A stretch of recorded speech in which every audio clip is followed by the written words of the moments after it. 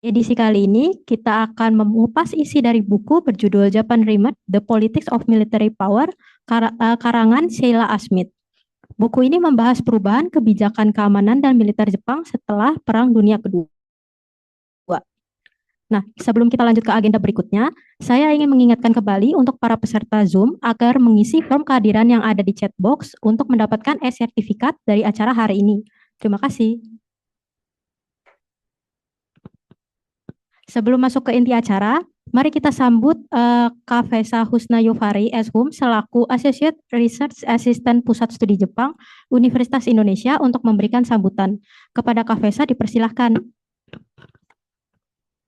Oke, Assalamualaikum warahmatullahi wabarakatuh. Uh, Selamat siang Bapak, Ibu, dan teman-teman sekalian, baik yang di Pusat Studi Jepang maupun di Zoom. Pertama-tama saya sebagai menggantikan Pak Himawan karena beliau hari ini tidak dapat hadir, karena biasanya beliau memang membuka acara. Ya, oleh karena itu pada kesempatan ini saya akan menyampaikan sambutan singkat mengenai Ibuki Reading Club. Jadi bagi teman-teman yang baru pertama kali mengikuti kegiatan ini, Ibuki Reading Club ini merupakan salah satu program dari Pusat Studi Jepang Universitas Indonesia yang menjadi wadah untuk berdiskusi dan bertukar pandangan mengenai buku-buku dan isu-isu terkait Jepang dari berbagai perspektif dengan suasana yang lebih santai dan juga intim. Pada edisi Ibuki Reading Club bulan Juli kali ini, kita akan membahas buku Japan Rearm, The Politics of Military Power karya Sheila A. Smith.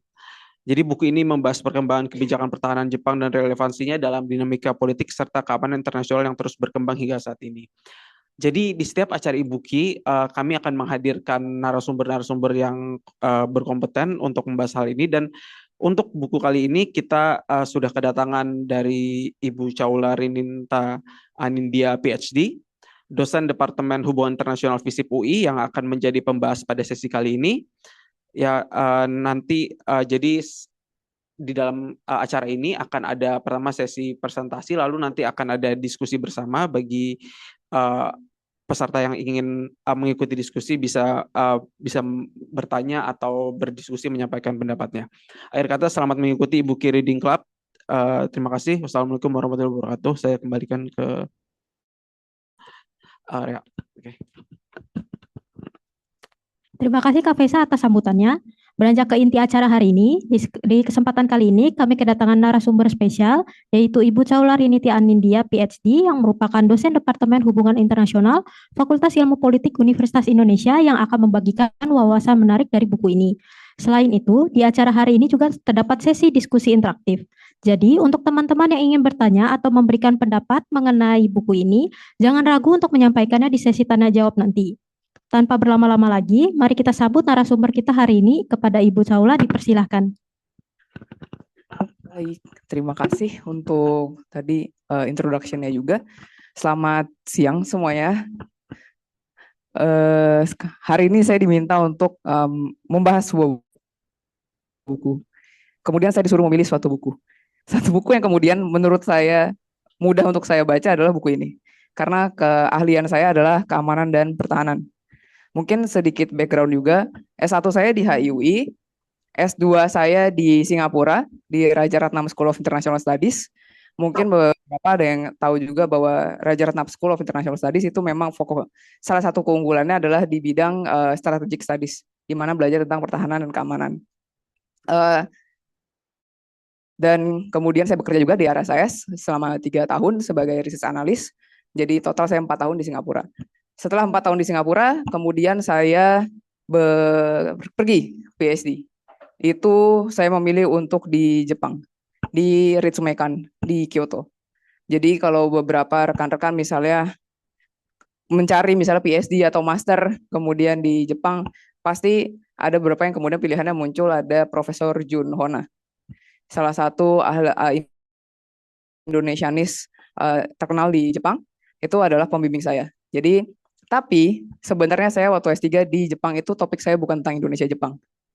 Topik saya tentang politik kontraterorisme di Indonesia.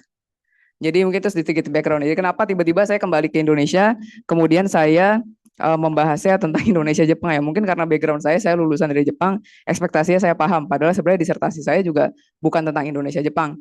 Tapi ya mau nggak mau karena saya selalu berprinsip bahwa ketika hidup di suatu negara harus memahami dinamika politik suatu negaranya juga. Misalnya waktu saya di Singapura, mau nggak mau saya belajar tentang politik Singapura. Apakah itu menarik buat kalian? Mungkin tidak menarik, karena mungkin kalian juga nggak tahu apa sih partai paling besar gitu kan di sana. Tapi ketika di Jepang ya saya mau nggak mau juga saya mempelajari gitu kan. Apa sih kemudian oke partai paling besar itu jawaban yang paling mudah mungkin kalau di Jepang karena ya LDP gitu misalnya kehidupannya seperti apa, respon masyarakat seperti apa. Saya berusaha mencoba memahami itu ketika saya ada di Jepang. Dan saya juga, tapi kan saya nggak tahu ya mungkin interaksi saya dengan beberapa rekan saya yang kemudian orang Jepang, tapi ini background juga saya satu seminar di kampus saya itu karena mungkin profesor saya ahli Indonesia, 90% orang Indonesia. Jadi misalnya ada 5 orang atau 6 orang ya satu cuma orang dari luar negeri, tapi sisanya orang Indonesia. Jadi itu seperti itu. Tapi saya kemudian interaksi dengan masyarakat adalah ketika saya arubaito. Jadi itu yang berusaha saya coba tangkap juga ketika saya berbicara. Tapi pastinya ketika berbicara tentang politik di Jepang ada kemudian tendensi untuk tidak membahas itu. Jadi ada tendensi kemudian kayaknya nggak usah ngomongin ini panjang-panjang. Karena mungkin akan jadi sulit dan segala macam. Mungkin juga karena kemampuan bahasa Jepang saya juga terbatas ya. Jadi saya nggak bisa berdebat segitu panjangnya juga di dalam konteks ini. Tapi ya ketika kami membicarakan untungnya beberapa mereka ya ada concern tertentu dan segala macam. Tapi saya waktu itu di Jepang itu 2020 sampai 2025 awal. Berarti sebelum PM Takaichi terpilih. Jadi mungkin dinamikanya juga sangat berbeda saat itu. Jadi itu yang berusaha saya pahami juga. Karena ada banyak pattern yang kemudian ketika PM Takaichi terpilih, menurut saya itu agak anomali gitu kan. Ketika kita ngomongin public opinion dan juga ketika kita ngomongin kebijakannya. Ini mungkin akan dibahas dulu dari bukunya. Kenapa? Buku ini sebenarnya kalau rekan-rekan di sini sudah mempelajari tentang pertahanan dan keamanan Jepang, sebenarnya buku ini sangat mudah dibaca sih. Karena ini lebih ke historical dan juga lebih ke event-event pentingnya kenapa itu menjadi pemicunya. Mungkin bisa di next. Ya. Sebenarnya ada open questions lebih kayak gini aja, lebih ke Takaichi, Indonesia, Jepang, dan juga buka argumennya. Jadi lebih ke ini aja. Karena more or less argumen di buku dan juga argumen saya sebenarnya sama juga gitu. Itu juga masih tetap relevan untuk kita bahas saat ini. Lanjut. Ya paling historical overview. Saya juga nggak tahu harus sepanjang apa saya menjelaskan tentang historical overview-nya karena pasti dari beberapa yang di sini juga sudah paham juga. Ini akan berbeda ketika saya menjelaskan ke publik yang awam tentang hal ini ya. Tapi mungkin ini untuk melihat menarik lagi aja. Kalau di buku ini, yang memang beberapa poin yang kemudian saya lihat memang, oke kita tahu Jepang itu pasifis gitu kan. Kemudian setelah Perang Dunia Kedua, pilihannya adalah untuk menjadi tidak aktif secara militer. Militernya tidak bisa mendeklarasi perang. Kemudian itu seperti itu. Tapi kemudian apa sih yang menjadi salah satu semacam pemacu utama kenapa Jepang mulai memikirkan juga ataupun enggak dari Amerika Serikat karena kita membicarakan Jepang tidak mungkin kita tidak membicarakan Amerika Serikat. Di saat itu apa sih yang kemudian menjadi pemacu? Yang pastinya perang Korea. Ketika ada perang Korea kemudian perang itu menjadi perang ideologi juga. Yang ada kepentingan tertentu dari Amerika Serikat yang kemudian bagaimana sih ini kita bisa membendung ancaman-ancaman yang ada seperti itu. Dan dilihat dari Amerika Serikat kalau sekarang pasti akan banyak membahas tentang bahwa Amerika Serikat mau Jepang berkontribusi lebih. Apakah itu sesuatu hal yang baru? Sebenarnya kalau kita membaca dari buku ini bukan sesuatu hal yang baru. Ini sesuatu pattern yang sudah berlangsung sejak lama. Jadi kalau di HI yang berusaha kita pelajari juga adalah pattern. Apakah sesuatu yang terjadi di suatu event ataupun yang saat ini terjadi itu sesuatu yang hal yang baru secara signifikan terjadi atau memang sebenarnya itu sesuatu yang gradual terjadi dan kemudian ada perkembangannya. Kalau yang saya lihat sebenarnya memang ini bukan sesuatu hal yang unik untuk hanya di saat ini. Jadi memang ini sudah terjadi sejak lama. Jadi kemudian oke di saat itu tidak ada TNI misalnya ibaratnya TNI nggak ada nggak ada JETI nggak ada JSDF di saat itu. Kemudian apa ya? Kemudian ada polisi. Dari polisi kemudian berkembang, ya akhirnya akan ada JSDF juga. Jadi salah satu pemicu untuk memikir apa sih kira-kira bantuan yang bisa diberikan oleh Jepang. Ya pertama secara geografis kita juga harus melihat ya Jepang sangat strategis untuk pemilihan lokasi dan juga base untuk juga Amerika Serikat. Itu hal yang perlu kita lihat juga. Jadi mungkin teman-teman juga sekarang paham bahwa ada yang di Jepang, ada yang di Filipina, yaitu pastinya ada kalkulasi strategis secara geografis. Karena bensin mahal, udah segampangnya gitu ya sih. Sesimpel bensin mahal ya, maksudnya kalau kita nggak mau mikir susah-susah, itu hal yang paling bisa dilihat juga. Mungkin selain upaya untuk memberikan efek gentar atau deterrence, kalau dalam bahasa HI atau keamanan itu deterrence. Itu seperti itu. Dan yang paling menarik juga memang dari dulu sudah bisa dilihat bahwa yang bisa menjadi salah satu ujung tombak dari pertahanan dari Jepang itu adalah Navy atau Angkatan Laut. Ya, dari Kaigun juga. Mungkin teman-teman familiar juga sekarang yang menjadi atase pertahanan di Indonesia itu kayak hampir selalu, saya nggak tahu datanya, tapi hampir selalu bisa dari Navy, dari Maritime, MSDF gitu kan, selalu dari Maritime tuh. Yang menarik kan yang paling baru dari pemilihan atase pertahanan adalah ADKK. Jadi yang sekarang menjadi atase pertahanan itu namanya Hamakawa Takeshi, yang sebelumnya Hamakawa Sho. Jadi mereka adik kakak. Dan mereka ayahnya pernah menjadi atase pertahanan juga di Indonesia waktu dulu. Mereka fasih berbahasa Indonesia. Jadi pemahaman seperti itu juga menurut saya penting karena itu hal yang sangat strategis. Selain mereka adalah pemilihannya juga dari Angkatan Laut, tapi juga mereka ada background bahwa mereka memahami apa yang terjadi di Indonesia dan mereka fasih berbahasa Indonesia. Itu pemilihan yang strategis juga. Jadi memang ada banyak perubahan di saat itu. Saya ini sebenarnya beberapa udah dijelaskan ketika sesi e-booknya Mas Sofwan, jadi mungkin nggak akan go into detail. Saya lebih suka banyak diskusinya sebenarnya. Jadi betul. Jadi yang selanjutnya adalah tentang the Gulf War gitu kan. Apakah kemudian yang terjadi di Selat Hormuz saat ini sesuatu yang baru? Tidak juga. Pastinya akan ada beberapa hal pattern yang kita lihat di masa lalu. Ada concern terhadap energy security di saat itu. Ketika terjadinya Gulf War, kemudian apa nih akan dampaknya bagi Jepang? Karena salah satu yang memberikan impor ataupun pasokan energi ataupun juga bahan bakar bagi Jepang adalah dia ada di Middle East. Kalau itu sesuatu terjadi ya maka harus ada kontribusi lebih yang dilakukan oleh Jepang. Tapi di situ Jepang juga mulai berpikir juga kira-kira kontribusi apa yang bisa diberikan. Awalnya mereka resisten. Di buku ini dijelaskan bahwa awalnya mereka resisten untuk memberikan kontribusi secara penuh. Bahkan mau ngeberi contoh misalnya dulu di Jerman tuh seperti apa. Karena kalau kita bisa bahas tentang Jepang, kemudian akan ada selalu ada pembahasan tentang Jerman. Tentang apa yang terjadi di Perang Dunia gitu kan. Tapi pada suatu waktu kemudian Jerman memutuskan oke mereka harus berkontribusi aktif. Dan itu yang mulai juga membuat Jepang kemudian mulai memikirkan bagaimana kita bisa berkontribusi aktif tapi tetap tidak menjadi quote unquote aktif dalam pertahanan keamanannya gitu kan.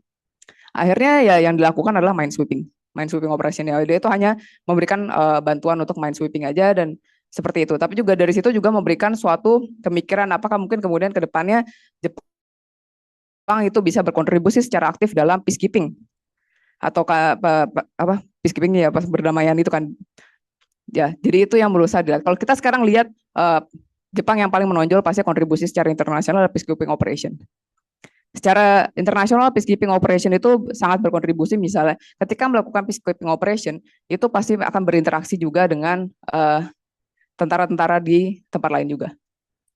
Jadi misalnya kita akan membicarakan tentang diplomasi militer atau diplomasi pertahanan. Interaksi itu menjadi sangat penting. Misalnya tiba-tiba bisa berinteraksi dengan tentara dari Tiongkok.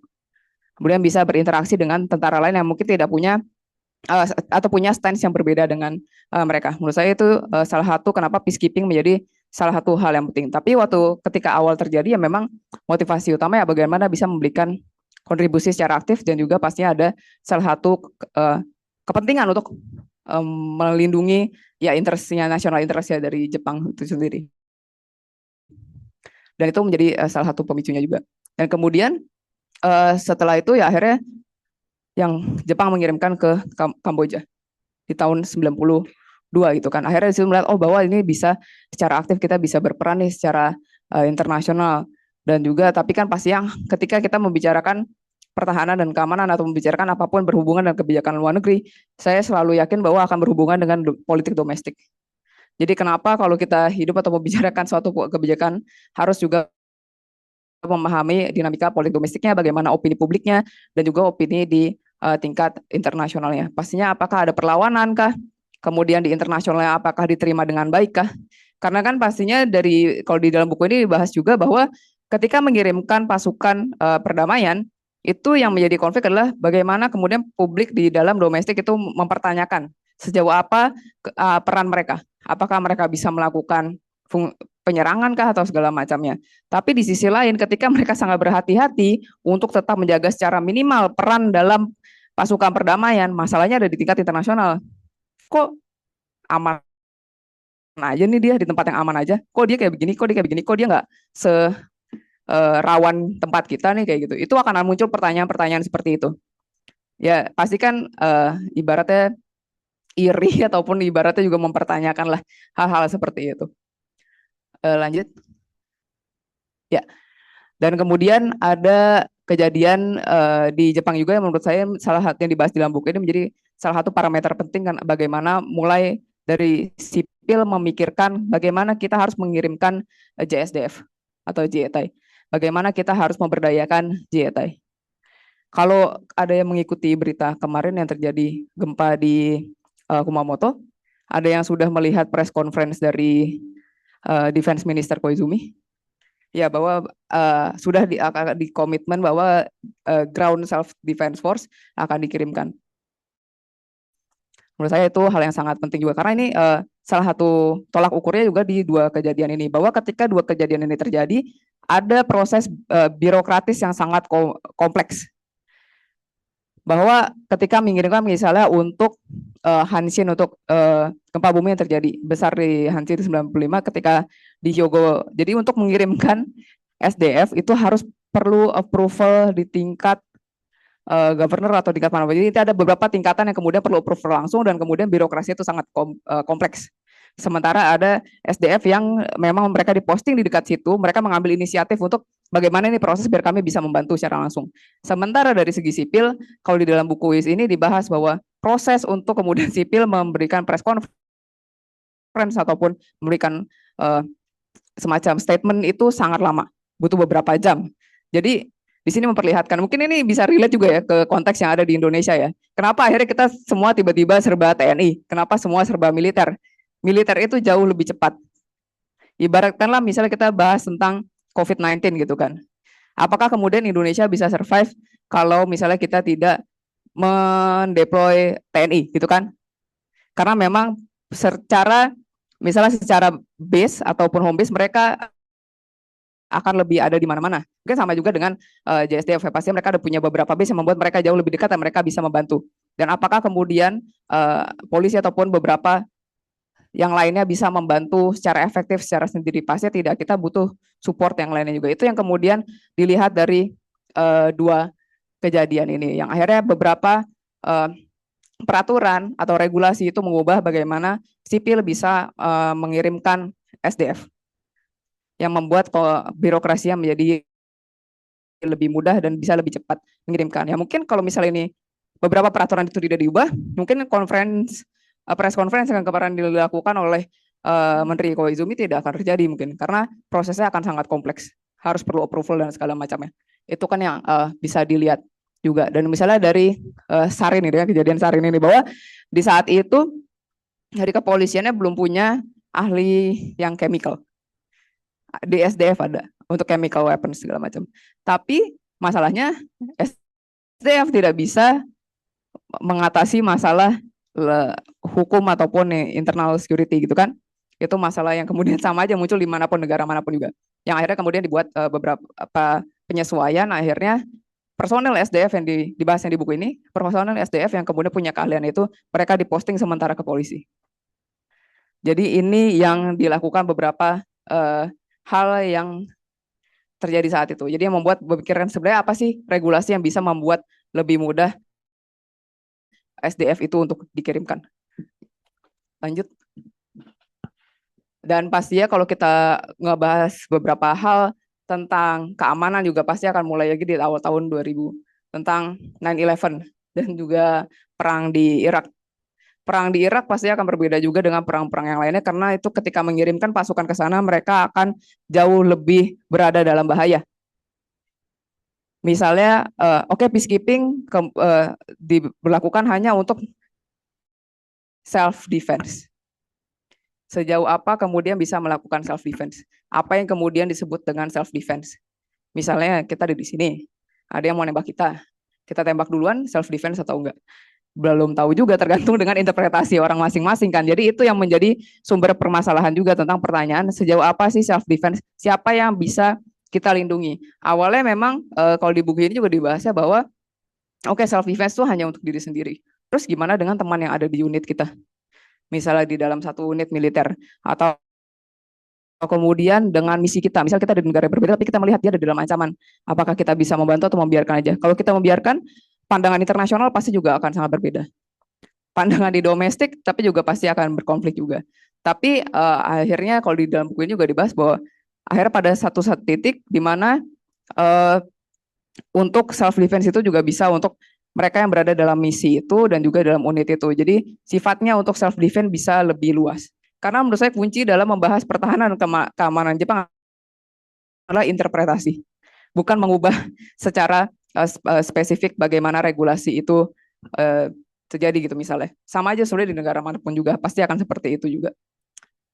Dan juga yang paling besar terjadi juga adalah pastinya nuklir test yang dilakukan atau misal test yang dilakukan oleh Korea Utara dan juga oleh China. Saya tinggal di Kyoto berarti 4,5 tahun ya. Memang jauh sih, tapi kan berapa kali kalau di X atau di Twitter itu kan pasti akan selalu ada tweet yang bilang sudah dilakukan missile test oleh Korea Utara. Berapa kali gitu kan selalu ada kayak gitu. Untuk mereka yang tinggal di daerah yang memang lebih dekat ataupun juga lebih rawan, pasti mereka akan dapat notifikasi di HP-nya gitu kan. Apakah kemudian itu membuat masyarakat kemudian oh ya udah nggak apa-apa kita pasifis terus saja. Pasti kan to some extent mereka akan mulai berpikir sebenarnya sejauh apa sih kita bisa melindungi diri kita. Jadi menurut saya secara internasional, secara struktur, secara ancaman ya, assessment ya, itu bisa dilihat bahwa ada dorongan untuk kemudian Jepang berperan lebih aktif. Karena nggak mungkin ini kemudian Jepang, terus kita mau ngapain nih gitu.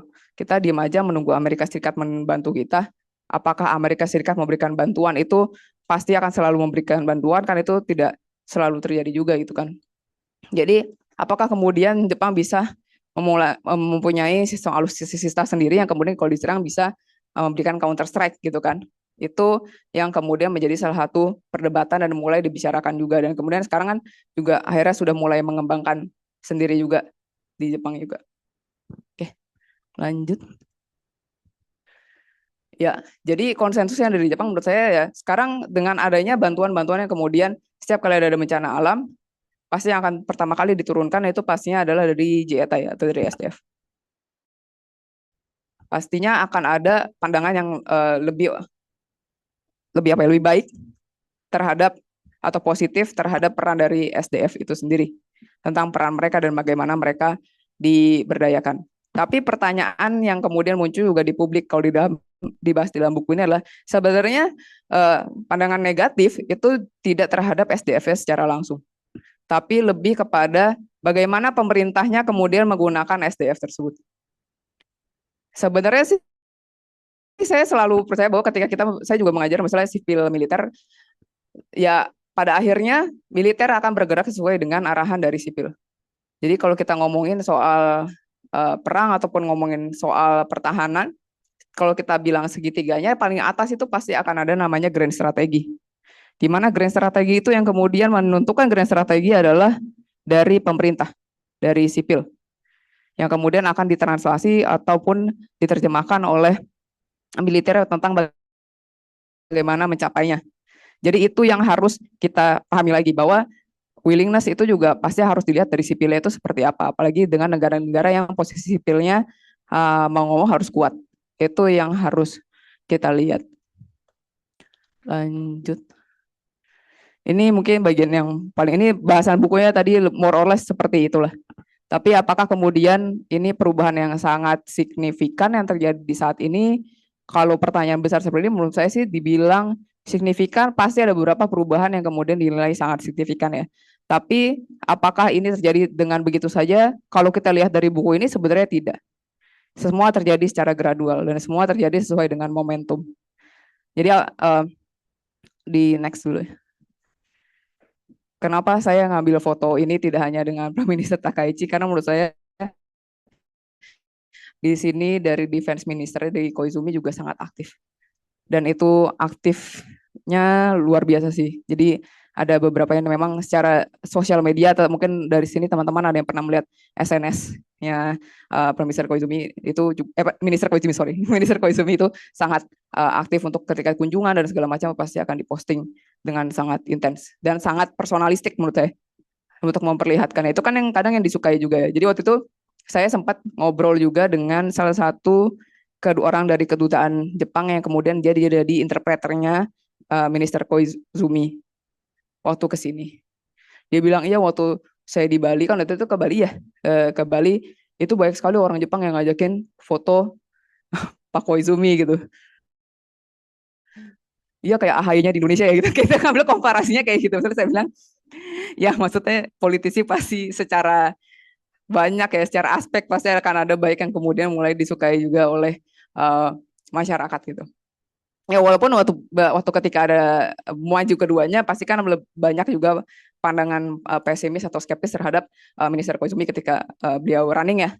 Jadi apalagi waktu itu posisinya juga sebagai agriculture juga. Saya ingat banget saya waktu tinggal di Jepang terakhir tuh beras tuh mahal banget. Beras itu semahal itu waktu di Jepang. Karena saya ngerasain waktu harga itu naik 100%. Hampir 100%. Jadi misalnya saya beli 2 kg beras tuh biasanya 1.200 yen. Ketika saya mau pulang, saya mau pergi, saya pulang balik Indonesia itu hampir 2.000 yen. Terus kayak, wah ini tuh inflasinya itu luar biasa sih. Mungkin kalau itu kan ada faktor typhoon dan juga ada faktor ada semacam alert bahwa akan terjadi mungkin gempa besar dan segala macam. Jadi sempat ada satu fase di mana 2 minggu itu tidak ada beras. Itu semua orang panic buying, semua orang beli beras itu hilang, beras kemudian habis itu harganya naik terus susah turun. Sama kayak rupiah sekarang gitu kan, naik terus susah turun karena itu sama aja kayak di sana juga beras naik, harga susah turun, nah kira-kira kayak gitulah. Itu jadi kritiknya juga banyak ketika beliau running ya, maksudnya apa yang sudah dilakukan sejauh ini. Tapi saya nggak tahu sih, maksudnya apakah sudah ada survei terbaru tentang Koizumi juga, apakah kemudian citranya sekarang jauh lebih tinggi ketika sudah menjadi defense minister, karena ini kan salah satu bidang yang sangat sensitif ya. Itu yang harus kita lihat juga. Dan yang memang komitmen yang paling besar itu adalah ketika Jepang bilang bahwa mereka akan menaikkan defense spendingnya itu 2% dari GDP. Itu tuh sangat besar. Tapi kan ini salah satu juga dorongan tadi kita bilang lagi bahwa Amerika Serikat juga ada dorongan bahwa kalian nggak bisa hanya menumpang kita. Ketika Hegseth, Secretary of War-nya Amerika Serikat kemudian bilang di salah satu ajang paling bergengsi di namanya Shangri-La Dialogue yang ada di Singapura tahun berapa ya, 2024 2025 ya, tahun sekitar situ bilang kalian negara aliansi itu harus punya 4% atau berapa persen dari defense spending kalian untuk GDP. Itu kan untuk pertama kali kayak dibilang secara gamblang di dalam suatu forum yang sangat prestisius internasional mendesak bahwa negara aliansi untuk kemudian punya defense spending yang besar. Jadi ya mungkin dari situ juga tersadar bahwa apakah kemudian kita bisa bergerak sendiri tanpa misalnya nanti tiba-tiba US meninggalkan kita atau US tidak mau memberikan secara penuh. Yang menarik untuk saya juga ketika Trump datang ke Jepang waktu itu sangat sangat ditreat dengan baik gitu kan, baik dari Tokyo Tower tiba-tiba muncul bendera Amerika Serikat atau segala macam, itu treatmentnya tuh sangat banyak lah yang dilakukan oleh Jepang ketika Trump datang. Dan kemudian ada video ataupun juga speech yang dilakukan oleh Trump di military base di Okinawa, di sebelahnya ada Prime Minister Takaichi, itu juga memperlihatkan bagaimana di situ juga berusaha untuk menekankan hubungan baik antara Amerika Serikat dengan Jepang, dan bagaimana Jepang juga berusaha untuk meyakinkan Amerika Serikat untuk lebih komitmen langsung dengan aliansi yang ada. Itu yang bisa dilihat. Yang kemudian sekarang juga yang menjadi banyak perbincangan adalah Jepang sekarang bisa mengirimkan lethal weapon. Jadi kalau beberapa sudah mengikuti berita, ada berita bahwa Jepang akan mengirimkan kapal destroyer ke Indonesia. Bayar atau tidak bayar itu masih dalam perbincangan intinya. Tapi most likely bayar, ini most likely bayar. Dan itu tidak terjadi hanya di Indonesia. Karena di Australia sudah ada deal untuk Jepang kemudian untuk Australia membeli kapal destroyer dari Jepang, kapal Mogami. Dan kemudian di Filipina juga sudah dibicarakan bahwa Filipina akan punya kapal destroyer dari Jepang juga. Apa kira-kira pandangan dari Tiongkok ketika kita semua punya kapal destroyer? Negara-negara paling signifikan, Indonesia, Filipina, Australia, di kawasan Indo-Pasifik. Saya pernah diwawancara langsung sama Phoenix TV, itu dari Hong Kong. Ya, ada satu mahasiswa kita dari Phoenix TV di HIUI S2, dia interview saya. Apakah ini kemudian memperlihatkan kedekatan Indonesia dengan Jepang? Menurut saya sih Indonesia pragmatis ya. Kalau Indonesia itu sifatnya pragmatis, kita ditawarin apa ya kita ambil gitu kan. Kita maunya tuh dikasih apa, oke lah ambil gitu. Pragmatis, saya juga nggak tahu asesmennya sejauh apa, tapi kita sedang menuju pembicaraan ke sana untuk memiliki itu. Dan ini salah satu perubahan yang sangat besar juga.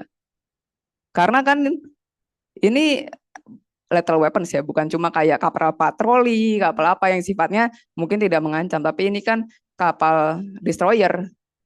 Jadi ini yang banyak berbincang itu kenapa pada akhirnya di bawah pemerintahan Takaichi ini bisa lolos. Ya mungkin kita juga harus memikirkan bahwa secara politik domestik ini punya super majority. Ketika terpilih awal-awal, ketika ada election, snap election dilakukan, kemudian ada super majority, beberapa orang itu bilang apakah mungkin ini kemudian revisi artikel 9 itu akan dilakukan di bawah Perdana Menteri Takaichi. Itu yang banyak dibicarakan juga. Apakah kita akan menuju sana? Ini akan kita bicarakan nanti juga. Dan yang menjadi salah satu berita banyak di outlet internasional adalah kemudian Jepang punya semacam BIN ini, Badan Intelijen Negaranya.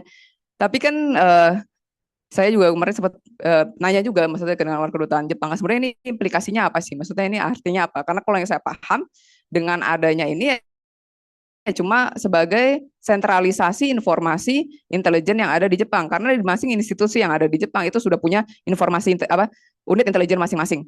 Bukan berarti Jepang tidak punya intelijen, mereka punya unit intelijen masing-masing.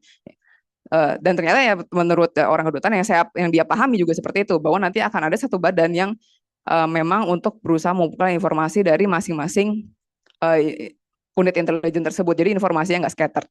Itu yang dipahami. Ini kan mungkin kalau untuk orang luar, wah, gila Jepang punya badan intelijen baru. Sebenarnya not necessarily no. Itu cuma untuk kayak koordinasinya juga.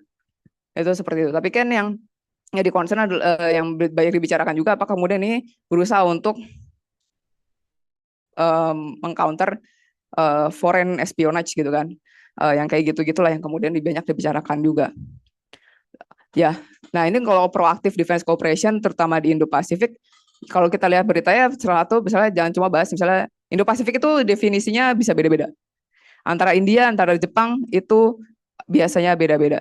Jadi tapi Jepang ini berusaha memperlihatkan hal tersebut oleh tadi saya bilang Filipina, Australia, Indonesia, sekarang juga dengan India, itu hubungannya berusaha diintensifikasikan. Itu yang bisa kita lihat di saat ini. Tapi apakah itu baru? Saya rasa itu juga sudah mulai terjadi dari dulu ya. Indonesia sudah dianggap penting bagi Jepang juga sudah sejak lama gitu. Langsung. Ya. Dari tahun lalu sampai sekarang ini udah ada. Ini tulisan saya sempat dikomentari, saya ngambil tabel dari tulisan saya sendiri, 7 kali pertemuan. Kenapa saya ngambil foto ini dan ini? Ini pertemuan langsung di Kertanegara di rumah Prabowo. Itu ternyata yang memang tadinya dijadwalkan ketika saat Minister Koizumi datang ke Indonesia ketika bertemu dengan Pak Syafri. Sebenarnya dijadwalkan berikut tapi jadwalnya tidak sesuai, akhirnya dibuatlah jadwal berikutnya. Nah, kemudian Pak Koizumi bisa bertemu dengan Pak Prabowo. Dan itu di rumahnya langsung. Jadi hanya untuk mempersiu apa yang sudah dibicarakan dengan Pak Syafri. Kenapa saya ngambil foto yang ini? Ini di bandara. Pak Syafri baru dari Amerika Serikat lagi transit di Jepang. Sepenting itu Indonesia untuk kemudian melakukan visit singkat untuk membicarakan sesuatu di bandara dalam kondisi transit. Menurut saya ini signifikan sih untuk memperlihatkan seberapa penting Indonesia bagi Jepang juga. Jadi timeline-nya menurut saya cukup intensif sih untuk hubungannya. Bahkan dalam waktu, ya ini kan mungkin ada beberapa pertemuan di dalam hanya selang waktu 1 bulan. Ini anggaplah cuma 2, ini kan tambahan ya. Ini aja udah banyak nih dari April juga nih. Kayak hampir tiap bulan kecuali di awal tahun. Itu bisa dilihat seberapa intensifnya Jepang juga ingin membangun kerjasama yang sudah ada dengan Jepang dan dengan Indonesia dan apa saja yang mau dibangun. Salah satunya tadi saya bilang kapal destroyer. Ada yang tahu kapal destroyer yang ditawarkan ke Indonesia? Asagiri Class tahun berapa itu? Oke.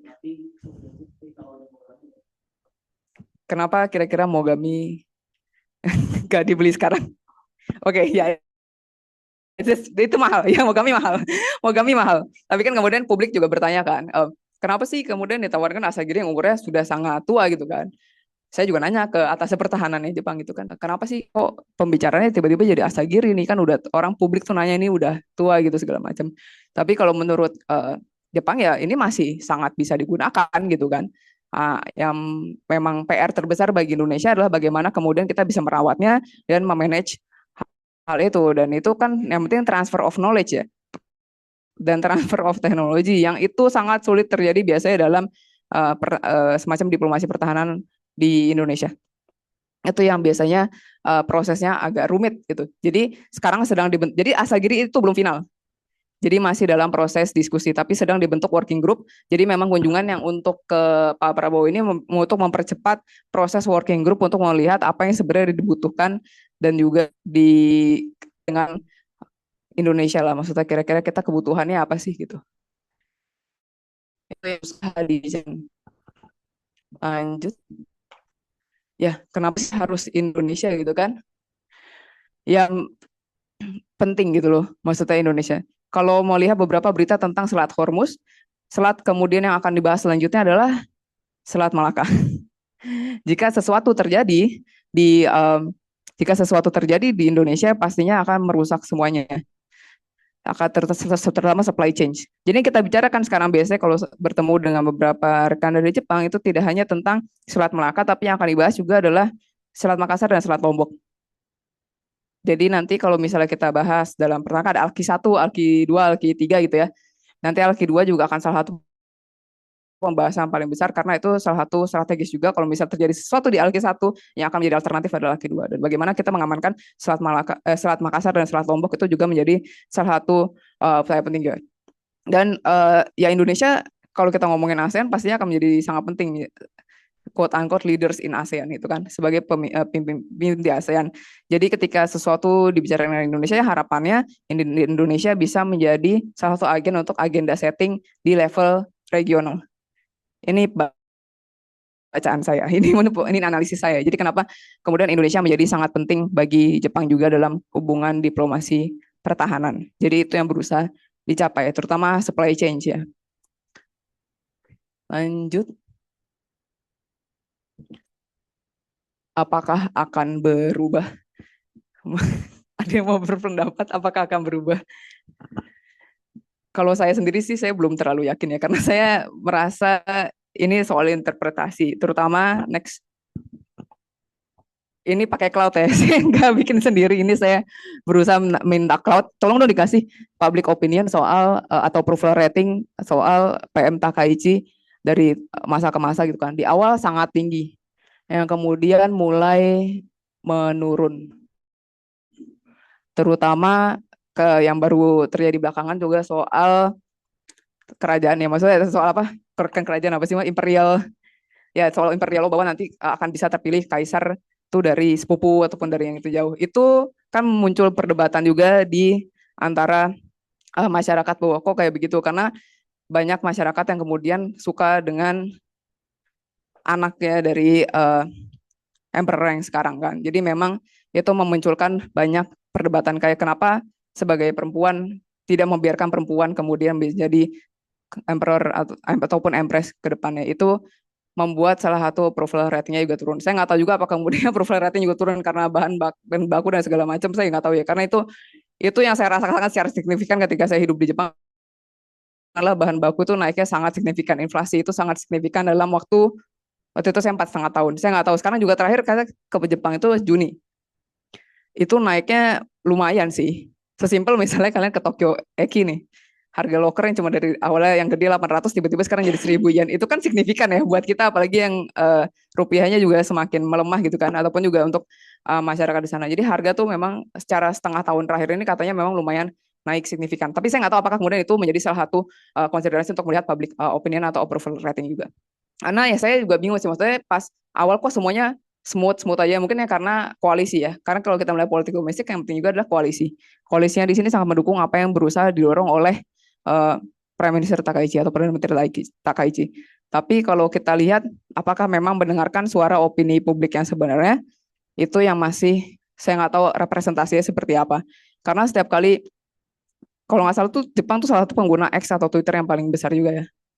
Tapi kan kalau kita lihat itu sangat beda ya, maksudnya mungkin yang di X atau Twitter orangnya sangat kritik, yang kritis sangat kritis juga. Jadi ketika yang di orang yang sangat kritis itu kemudian bilang ketika ada regulasi yang memperbolehkan Jepang untuk mengirimkan lethal weapons, itu pertanyaannya adalah kok gua nggak disurvei? Karena surveinya bilang menurut survei yang dilakukan oleh pemerintah adalah lebih dari 50% apa mendukung, tapi banyak orang bilang saya nggak disurvei gitu.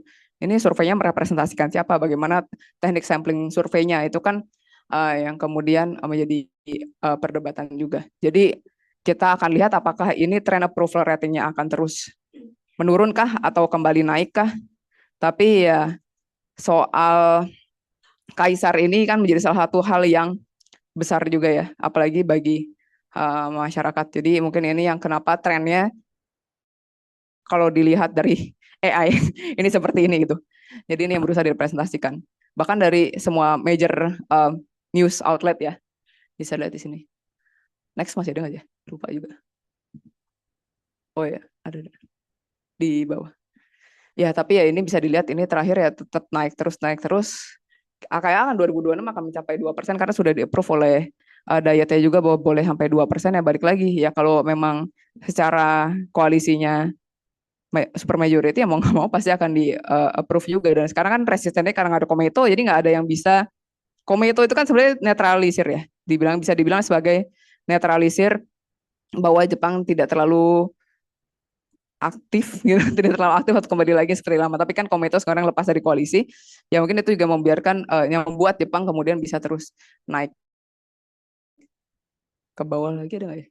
Udah habis ya? Oke. Udah, paling seperti itu sih. Jadi saya nggak bisa menjawab apakah kemudian akan terjadi revisi atau tidak. Tapi kalau melihat tren saat ini, harusnya sih masih banyak yang bisa dipertanyakan oleh publik terhadap pemerintahnya saat ini ya, tentang yang terjadi. Dan kalau misalnya nanti ada pemilihan lagi, saya nggak tahu berapa kali saya tinggal di Jepang ya, udah berapa kali ganti prime minister itu 4 kali, 3 kali ya gitu kan. Apakah kemudian Koizumi akan menjadi salah satu potensial candidates kah? Itu juga bisa terjadi karena kalau melihat X kemarin ketika public opinion approval ratingnya turun kan, Perdana Menteri Takaichi bilang saya tidur cuma 3 jam, cuma berapa jam gitu kan, kayak wow gitu. Kita juga terus harus berbuat apa gitu kan dengan dia tidur dengan 3 jam, kerja keras gitu kan, sebenarnya ya work life balance aja sih harusnya ya. Tapi ya itu yang kemudian menarik sih menurut saya sekarang politik di Jepang. Jadi lagi-lagi kita harus melihat proses perpolitikannya seperti apa, public opinionnya seperti apa. Karena kembali lagi kalau kita ngomongin public opinion ya, ketika lihat angka pemilih di Jepang itu masih relatif rendah juga, sekitar berapa puluh persen ya, 50% gitu kan. Sekarang umur yang 18 tahun sekarang udah mulai bisa memilih. Sebenarnya saya juga bingung sih, saya nanya kayak apa kemudian yang dibuat kan angka seijin itu diubah dari 20, 21 21 ya 20 jadi 18. Signifikansinya apa sih itu? Sebenarnya saya nanya sama teman saya yang orang Jepang waktu itu, dia baru seijin siki. Sebenarnya kamu udah bisa minum di umur 18 tahun kan, itu ya minum alkohol ya? Enggak. Terus apa yang bisa kamu lakuin? Kayak sih bisa voting. Oh, jadi signifikansinya kamu bisa voting tapi kamu nggak bisa minum gitu kan, ini kayak sesuatu yang encouragement untuk mungkin untuk menaikkan angka pemilih juga ya. Itu seperti itu juga sih. Jadi yang menarik sih sebenarnya apa sih kebutuhannya, dan kemudian kalau soal pertahanan keamanan ya saat ini saya yakin Jepang semakin skeptis juga terhadap apa yang bisa dilakukan oleh Amerika Serikat terhadap mereka. Jadi yang bisa mereka lakukan adalah secara aktif melakukan diplomasi terhadap berbagai negara yang ada. Tapi dengan mereka melakukan aktif dan juga menaikkan defense spending, akan juga membuat Amerika Serikat jauh lebih senang. Jadi ya berusaha cari win-win solutionnya juga ya. Ya kira-kira seperti itu. Dan kejadian Taiwan gitu. Taiwan dekat dan segala macamnya.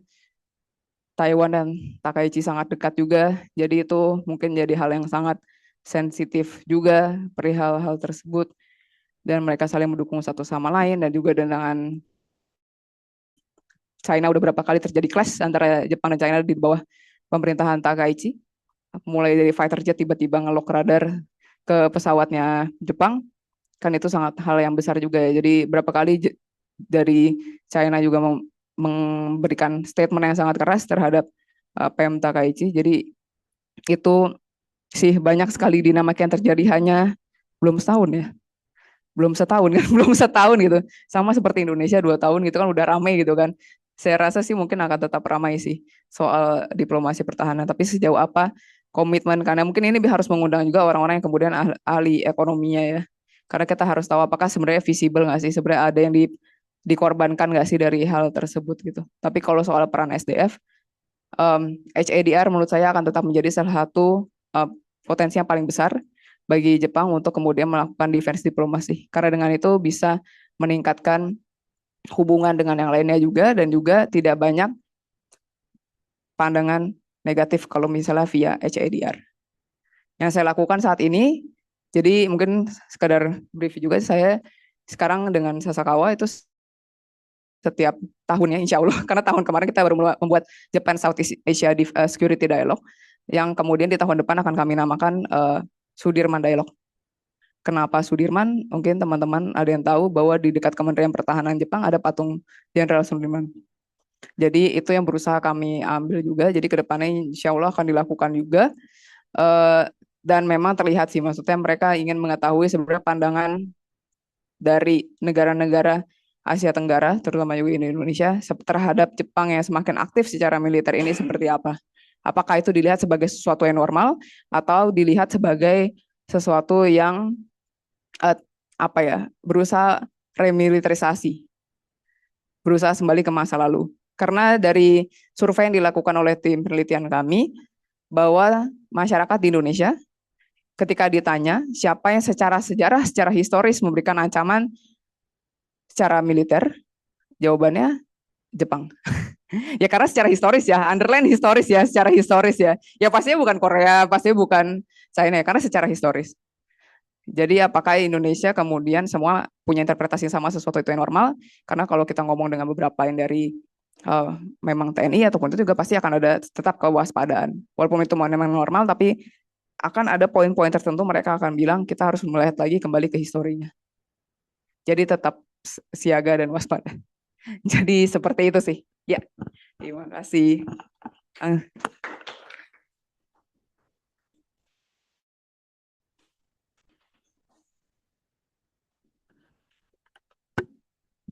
Baik, terima kasih kepada Bu Caula atas pemaparan yang sangat menarik dan informatif, serta banyak pengetahuan baru yang bermanfaat.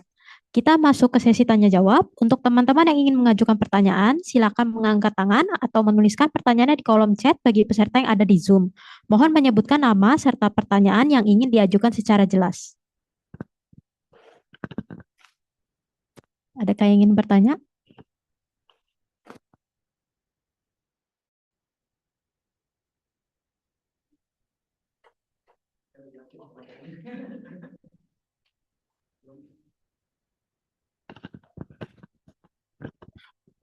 Oke.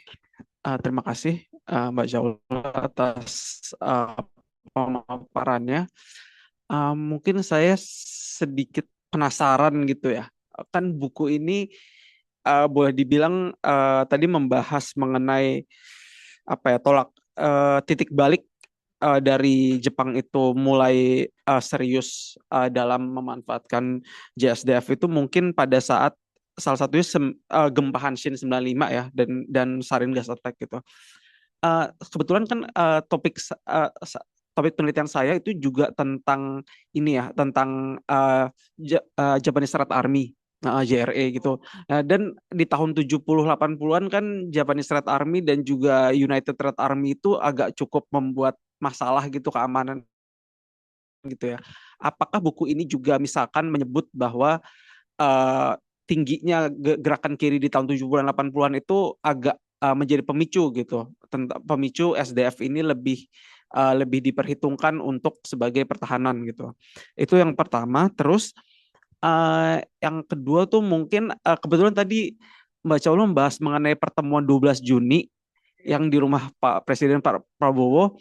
Kebetulan ini agak menarik karena PSG juga waktu itu sempat dikontak dengan salah satu salah satu lingkaran inilah ya itu dari protokoler.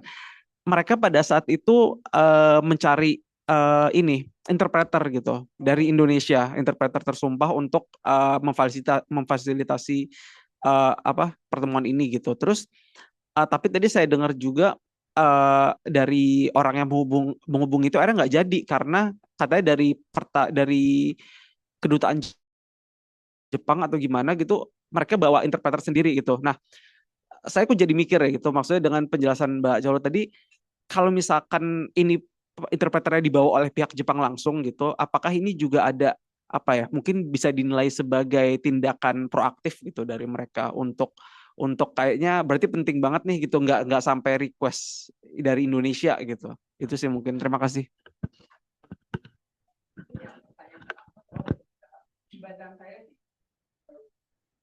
Saya nggak nemu ya soal Japanese Red Army, mungkin ada terlewat atau enggak, tapi kalau misalnya soal Japanese Red Army mungkin harus baca juga soal KOANCHOSA atau apa sih, Public Security Intelligence Agency, PSIA. Itu karena saya pernah ada penelitian riset soal, karena saya kontra teror ya, jadi ada tentang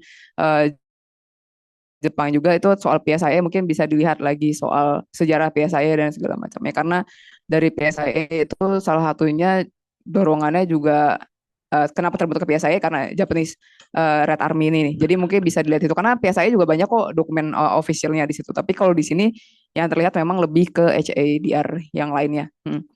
Atau mungkin saya ada yang terlewat, tapi setahu saya sih kalau saya baca sih nggak begitu. Nah, terus kalau soal interpreter, saya kenal sama interpreter udah ketemu 2 kali lah gitu. Beliau itu S2 di UGM, orang Jepang, memang diplomat, dan sefasih itu bahasa Indonesia. Jadi mungkin dari sana juga dari pihak mungkin dari Kementerian Pertahanan juga sudah pernah berinteraksi dengan beliau dan juga mungkin sudah pernah melihat juga ya, mungkin itu salah satu konsiderasinya juga ya, mungkin untuk melihat oh ternyata bisa memang sefasih ini nih, ternyata bisa menerjemahkan sebaik ini. Mungkin itu karena itu juga, dan juga dari saya tahu bahwa dengan interpreter yang dari Jepang itu Pak Koizumi sangat senang dengan interpreternya. Jadi mungkin berusaha juga seminimal mungkin untuk ada orang yang dari luar. Karena kan kalau misalnya mungkin ini notes juga ya untuk para diplomat di Indonesia itu biasanya asumsinya oke, kita harus dari HI gitu. Tapi anak HI itu nggak punya kemampuan bahasa. Sadly ya. Harusnya menurut saya yang harus ditambah lagi dari anak HI adalah kemampuan bahasa. Karena yang saya pelajari dari berbagai diplomat, terutama yang ada di kedutaan besar Jepang di Indonesia, adalah mereka fasih berbahasa Indonesia. Banyak yang fasih, ada yang nggak bisa pastinya. Yang kemudian diplomat baik yang fasih berbahasa Indonesia. Itu nilai tambahnya. Nah, tapi kalau untuk diplomat Indonesia yang diposting, ya mungkin ada beberapa yang bisa, tapi tidak sebanyak itu. Jadi itu notes paling besar saya juga kalau misalnya untuk pendidikan. Dan ini bukan cuma untuk yang dari Jepang. Misalnya kemarin kami baru kedatangan dari Peking University. Jadi kan salah satu sekolah untuk diplomat untuk dari China juga. Salah satu yang mereka tekankan juga adalah pendidikan bahasa untuk para calon diplomatnya. Jadi berusaha ditekankan bahwa mereka yang akan diposting kalau bisa bahasanya. Kalau nggak bisa bahasanya kan sebenarnya kita nggak bisa berinteraksi dengan warganya, nggak bisa tahu dinamikanya secara detail. Kita masih butuh orang yang kemudian harus di outsource ya untuk penerjemah. Itu sih menurut saya yang harus kita tambahkan ke depan ya. Mungkin kalau PSJ ataupun beberapa rekan dari entah kajian wilayah Jepang ataupun studi Jepang yang memang harus lebih engage juga untuk kemudian nanti misalnya saya nggak tahu kan sudah sejauh apa ya, maksudnya kerjasama antara PSJ dengan Kementerian Luar Negeri ya, mungkin itu yang harus ditambahkan juga, karena kan kita belajar bahasa Jepang tuh nggak bisa in an instant ya. Itu perlu waktu bertahun-tahun. Saya belajar sendiri aja ya segini-gini aja nggak bisa bahasa formal. Jadi kayak misalnya saya selalu takut untuk berbicara bahasa Jepang kayak gue, saya nggak mau karena saya takut salah. Saya nggak takut karena menurut saya itu kompleks, itu sulit. Tapi kalau saya bicara bahasa sehari-hari itu lebih mudah. Jadi apakah kemudian ini bisa dilihat Jepang secara proaktif? Menurut saya not necessarily. Mungkin itu juga kekurangan dari kita. Karena kalau dari orang yang interpreter dari Jepang kan dia masih bagian dari kedutaan Jepang. Dia masih bagian dari Kementerian Luar Negeri Jepang. Kalau misalnya di Kementerian Luar Negeri Indonesia kemudian punya sefasih itu bahasa Jepang untuk bisa jadi interpreter, mereka nggak akan hubungi PSG. Harusnya ya. Kenapa mereka harus hubungi PSG? Berarti mereka nggak punya orang yang sefasih itu kemudian bisa bahasa Jepang dan bisa menjadi interpreter tersumpah ataupun sudah terlisensi lah gitu. Itu kan kekurangan ya sebenarnya dari kita. Jadi nggak not necessarily bahwa itu bisa dilihat bahwa oh Jepang tuh berusaha secara aktif untuk kemudian dia aja nih yang jadi interpreter, karena interpreter kan is about interpretation juga ya terhadap apa yang kemudian dibahasakan gitu. Kalau kita nonton Netflix gitu kan, nonton Netflix bahasa Jepang, terus subtitle bahasa Inggris, bahasa Indonesia, kok kayak gini sih subtitle itu kan pasti akan ada selalu kayak gitu ya. Tapi ya itu sih tadi saya balik lagi ya, mungkin itu kekurangan dari pihak Indonesianya juga gitu. Terima kasih. Adakah yang ingin bertanya kembali? Kayak ada yang mau nanya dari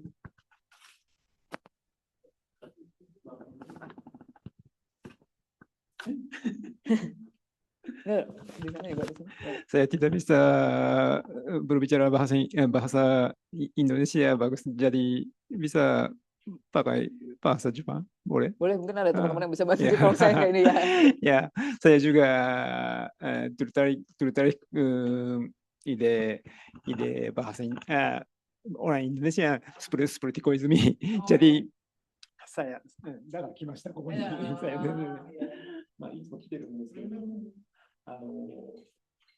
新しい日本の総理大臣が選ばれるときにはいつもすごい支持率が高いですよね。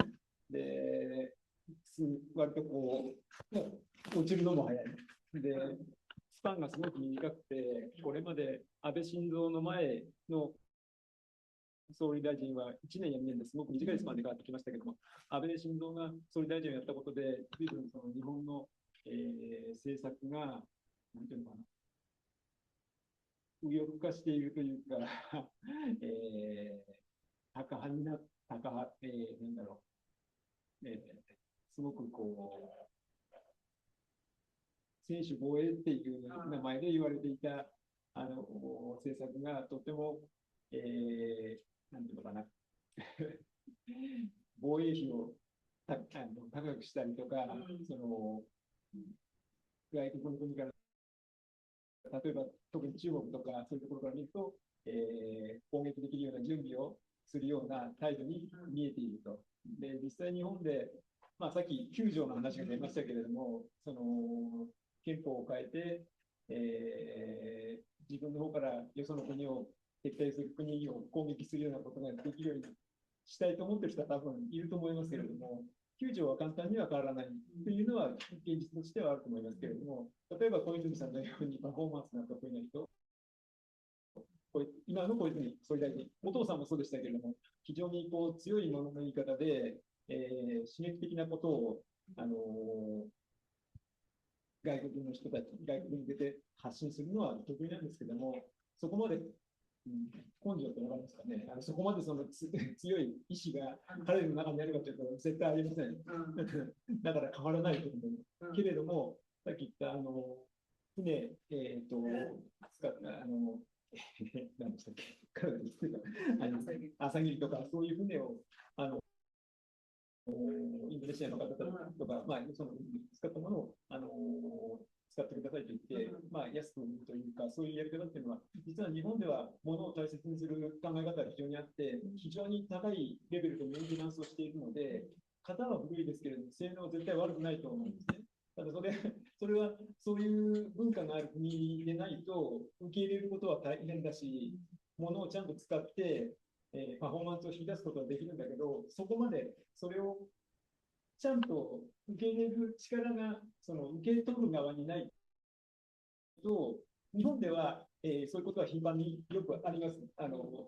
誰かに物をもらったり借りたりして、今まであったものをそのまま、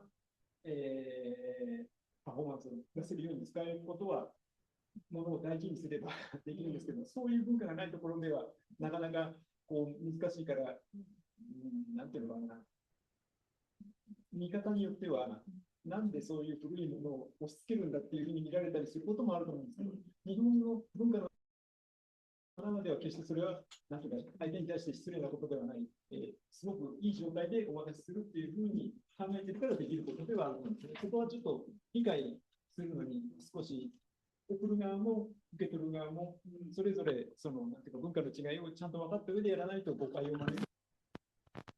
ただ、軍備、軍備というか、そういうその戦闘に関わるそういったものをやり取りするのは私は反対ですけれども、インドネシアの方はそういうことで、その自国の軍備、絶対にその使い方によってちゃんと軍事力は高いレベルで維持できることになると思うんですけど、そのことに関してはどういうふうにお考えなのかなというのはちょっと気になると思います。だから、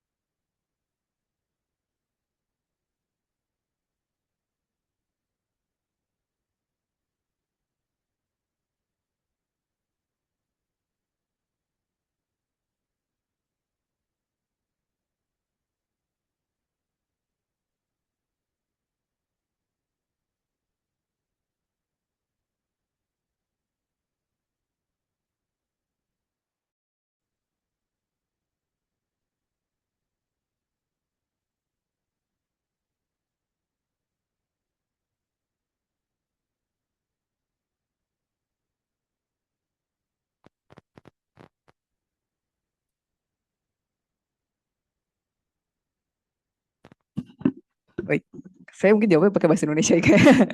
Kalau yang saya tangkap kan ini lebih tentang sebenarnya memang tidak ada intensi bahwa memberikan sesuatu hal yang tua itu buruk bagi Indonesia. Karena Jepang memberikan hal yang maintenance yang sangat bagus, dan juga kalau kasih Asagiri ya sebenarnya maintenance-nya sudah bagus, yang kita berikan juga sudah bagus. Itu juga sebenarnya yang diberitahukan oleh hama kawasan kepada saya atas pertahanan, karena saya menanyakan hal itu juga bahwa yang diberikan memang yang bagus. Dan kalau menurut saya kan ini sebenarnya pertanyaan publik yang memang belum teredukasi juga tentang apa yang diberikan. Dan menurut saya yang perlu dilakukan memang dari Jepang juga menurut saya harus lebih proaktif untuk berbicara dengan yang bisa menjadi apa ya, penghubung terhadap masyarakat. Jadi kalau tidak salah, saya mendapat penjelasan dari salah satu rekan saya memang sudah bekerja banyak untuk Kementerian Pertahanan dan juga dengan beberapa semacam supplier dari negara lain, misalnya dari Prancis. Ketika Prancis ingin memberikan sesuatu, mereka akan mengumpulkan akademisi dan juga beberapa yang meneliti tentang pertahanan dan keamanan. Mereka akan menjelaskan tentang apa yang ditawarkan kepada Kementerian Pertahanan dan kenapa yang ditawarkan itu. Jadi secara transparan dari akademisi ataupun memang yang bisa menjadi penghubung terhadap masyarakat secara luas, mereka bisa memahami bahwa oh ternyata yang ditawarkan ini. Jadi transparansinya bisa dua arah. Itu yang mungkin belum bisa dilakukan oleh Jepang saat ini. Saya rasa itu menjadi hal yang penting juga untuk agar tidak muncul pertanyaan gitu. Kenapa yang diberikan Asagiri sih? Walaupun ini belum final ya. Tapi karena kan nanti akan ada working group. Jadi mungkin dari working group ini juga bisa dikembangkan bagaimana kemudian entah baik dari kedutaan Jepang ataupun juga yang lainnya itu bisa dikomunikasikan lah bahwa intensinya Jepang itu ya sebenarnya untuk Indonesia bisa mengamankan dirinya sendiri. Itu yang berusaha disampaikan juga oleh salah satu pihak kedutaan Jepang yang memang dari Kementerian Pertahanan Jepang. Bahwa yang mereka inginkan, kalau saya interpretasinya kan, ini punya Filipina, ini punya Indonesia, ini punya Australia, ini punya semua dari Jepang. Ekspektasi kalau dari peneliti dari pertahanan dan keamanan adalah ketika negara-negara strategis punya ini, secara mudah kita akan bisa menggunakannya ketika dibutuhkan. Tiga ini karena punya sistem yang sama. Jadi kalau bahasanya interoperabilitas. Itu yang kita sering bahas. Tapi kalau dari pandangan dari Jepang bilang bahwa sebenarnya yang kita butuhkan tidak sampai interoperabilitas kok. Yang kita butuhkan hanya kamu bisa mengamankan diri sendiri. Indonesia bisa mengamankan diri sendiri karena Indonesia penting bagi Jepang gitu. Ya pentingnya bisa dilihat dari supply chain satu jalur ke laut dan segala macamnya. Itu bisa dipahami juga. Dan menurut saya komunikasi itu yang belum terlihat saat ini. Jadi kenapa kemudian muncul impresi seperti itu. Dan yang memang menarik kan ketika kenapa saya juga banyak bicara tentang Koizumi juga adalah ketika Golden Week kemarin itu kan banyak ada peta, saya ingat ada peta kunjungan dari kabinet Takaichi, pemerintahan Takaichi ke berbagai negara.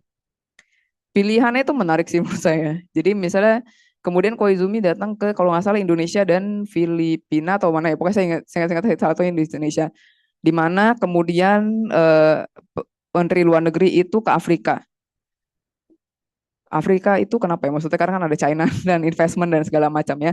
Dan kemudian dari Takaichi itu ke Australia. Menurut saya itu kenapa akhirnya banyak pembahasan ke situ karena kita melihat bahwa sestrategis apa sampai akhirnya pada pilihan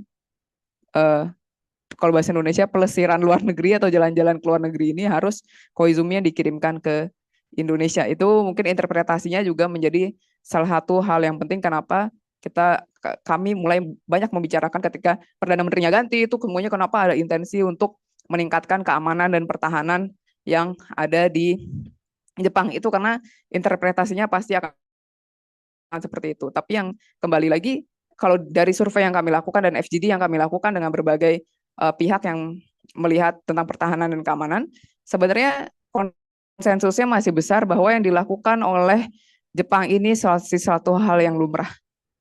Karena apa yang terjadi di Korea Utara dan juga apa yang terjadi dengan China ataupun juga dengan Taiwan.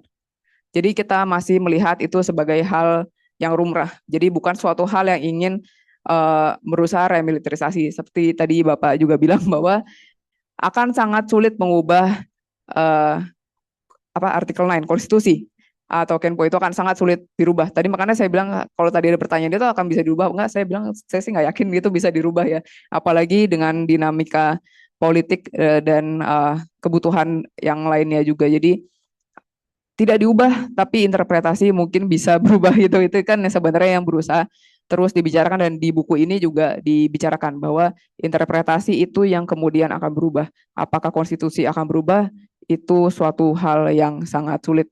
Jadi mungkin ini yang berusaha saya bilang juga ya ketika tadi kan juga menarik ya ketika ada Perdana Menteri ada yang bagusnya dan kemudian banyak nilai-nilai buruknya yang kemudian dilihat juga dari Perdana Menteri tersebut kan. Yang paling menarik dari Perdana Menteri Takaichi kan secara approval rating waktu itu sempat lebih tinggi daripada Perdana Menteri Abe.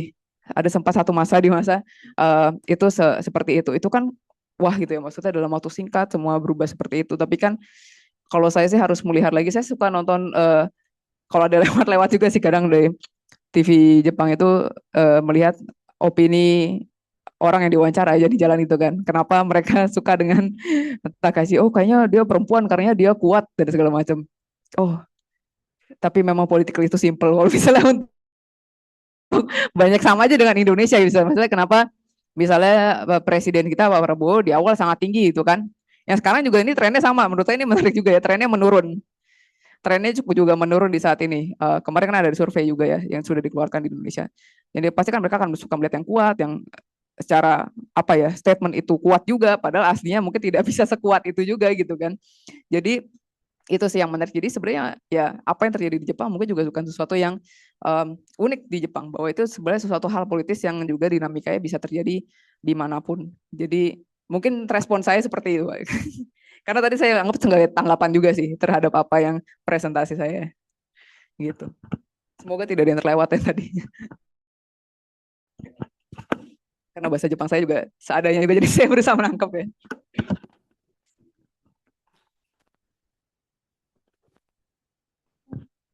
Di kolom chat udah ada yang bertanya dari Ibu Susi Aisyah Nataliwati. Mau bertanya bagaimana pengaruh kondisi demografi Jepang terhadap kondisi kekuatan militernya. Misal masalah semakin menurunnya jumlah pemuda-pemudi. Itu juga menarik sih di SDF. Maksudnya ketika ke Jepang, ini kali kalau nonton di saya nggak tahu mungkin karena YouTube saya suka nonton Jepang, jadi kadang ada beberapa berita yang suka muncul lewat gitu kan. Yang suka lewat juga adalah bagaimana mereka mempromosikan kehidupan kalian kalau menjadi JETAI. Kalian bisa makan enak, kalian bisa gajinya terjamin dan segala macam. Dan kadang juga di kalau ke Jepang ada beberapa informasi tentang bagaimana rekrutmen untuk JETAI. Pokoknya dibuat sebaik mungkin lah, biar orang juga tertarik untuk menjadi JETAI ya. Maksudnya itu kan bukan sesuatu hal yang orang mau semua ya untuk menjadi JETAI ataupun JSDF ini. Jadi memang selain memang secara populasi itu juga menurun, tapi secara angka rekrutmen apakah itu juga sudah mulai terpenuhi atau belum, itu yang perlu kita perhatikan juga karena minatnya tidak setinggi itu untuk kemudian saya lulus SMA saya mau jadi JETAI, kecuali mungkin ada beberapa konsiderasi lain mungkin dari segi ekonomi ataupun yang lainnya kalau mereka melihat bahwa kalau menjadi JETAI akan lebih baguslah secara long termnya. Tapi saya juga melihat ada beberapa tendensi bahwa turnover atau resign-nya tuh kadang juga cepat gitu loh. Jadi beberapa yang dari JET beberapa tahun kemudian selesai dan kemudian coba pekerjaan yang lain. Kan itu ada juga tren yang seperti itu. Jadi masalah untuk angka rekrutmen kalau misalnya kita mau teliti lebih lanjut itu juga menarik untuk dilihat. Apakah memang sudah terpenuhi kebutuhannya? Kalau memang ntar punya alat tapi tidak punya personel kan itu akan juga mengganggu ya, karena kalau di dalam pertahanan yang kita akan pelajari juga adalah maksudnya software, hardware, dan people-nya juga. Intinya ada kita harus melihat bagaimana orang yang bisa menggunakan alat itu. Mau sekarang pakai AI dan mau pakai apapun itu yang membuat lebih cepat, yang memang lebih tidak menggunakan manusia, pada akhirnya tetap harus ada kalkulasi manusia yang digunakan dan bagaimana mereka yang menggunakannya. Jadi pemuda-pemudi di Jepang saya sejauh ini belum pernah ketemu ada orang yang bilang saya mau jadi JETAI gitu, nggak ada. Saya ada teman yang kemudian dia memang orang tuanya JETAI tapi dia tidak mau maksudnya menjadi JETAI gitu kan. Itu yang menarik sih, maksudnya saya nggak tahu teman-teman kan mungkin kalau di sini masih banyak yang mau jadi TNI ya. Terus tapi TNI kan juga karena ya mungkin secara karir akan lebih jelas juga, nggak perlu nyari kerja dan segala macam. Sekarang ada Universitas Pertahanan gitu kan. Ada orang yang kemudian bilang Universitas Pertahanan tuh ngapain sih kalian masuk Universitas Pertahanan? Ya kalau saya dari ekonominya yang kemudian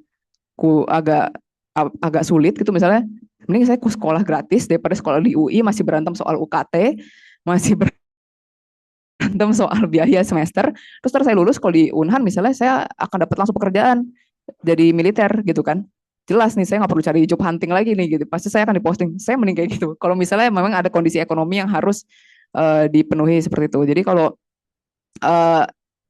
ya mungkin konsiderasi itu yang mungkin juga muncul di TV-TV, kenapa mereka berusaha mempublikasikannya seperti itu, kehidupannya JETAI seperti itu. Jadi ada pasar-pasar tertentu yang mereka untuk rekrut untuk menjadi JETAI. Jadi menurut saya sih mungkin ini hanya analisa saya sebagai orang yang menonton aja ya, jadi nggak interaksi secara langsung. Karena kalau udah generasi yang lebih senior kan mungkin ada faktor entah dari keluarga kah, itu kan pasti faktor keluarga pasti akan ada juga ya. Satu keluarga kemudian dia ingin meneruskan dan segala macamnya, itu pasti akan ada seperti itu sih. Baik, apakah ada yang ingin bertanya kembali?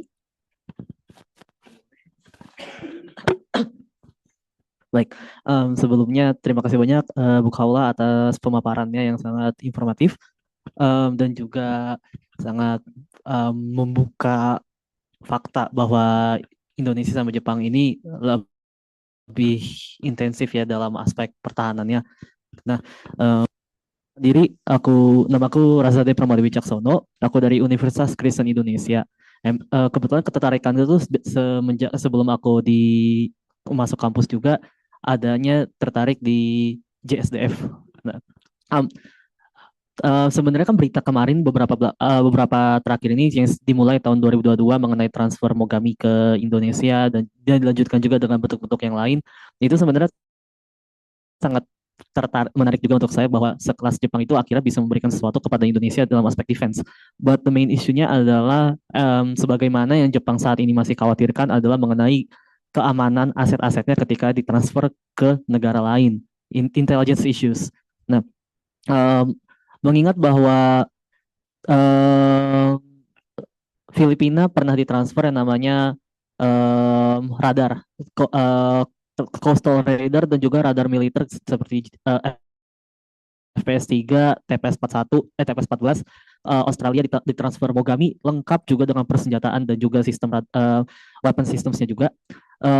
Tapi yang kalau bisa kita lihat juga dinamikanya adalah mereka ini adalah contoh yang berhasil karena mereka juga sekutu dari Amerika Serikat. Dan kebetulan karena Filipina juga lagi sejalan secara politik dengan Amerika Serikat yang sebelumnya itu mengarah tendensinya ke Cina. Tapi kalau misalnya kita melihat examples yang mungkin masih agak diragukan, dari aku sendiri juga melihat seperti Indonesia juga India. Kalau mungkin Bu Kaula melihat beberapa berita yang diangkat dari di X ataupun di komunitas Jepang juga mengenai high speed railway-nya proyek punya Jepang itu yang di India gagal kabarnya karena dan pihak Jepang kesal sama India karena India ini sering berubah-berubah atau gimana gitu. Nah, untuk di Indonesia sendiri kan kekhawatirannya karena kita ini masih tendensi dekat terhadap Cina.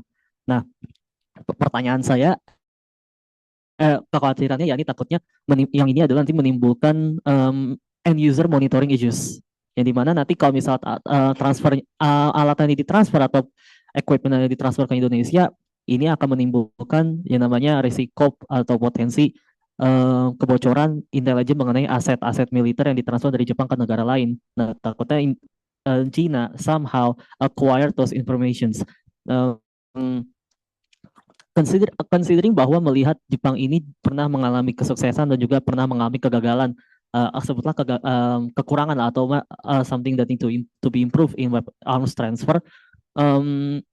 Apabila dalam satu skenario di mana Asagiri ataupun aset-aset strategis lainnya ditransfer ke Indonesia dan hal tersebut menimbulkan intelligence issues ternyata, kira-kira untuk kedepannya apakah kita berpotensi dihapus dari daftar 17 negara yang penerima recipient strategic arms karena Jepang kan juga khawatir sebelumnya ini mengenai kasus intelijen di tahun 2003 atau 2000-an Aegis destroyer mereka sistemnya pernah bocor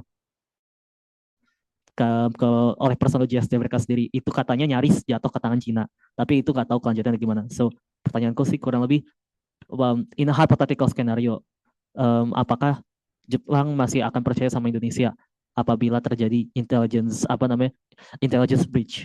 Thank you.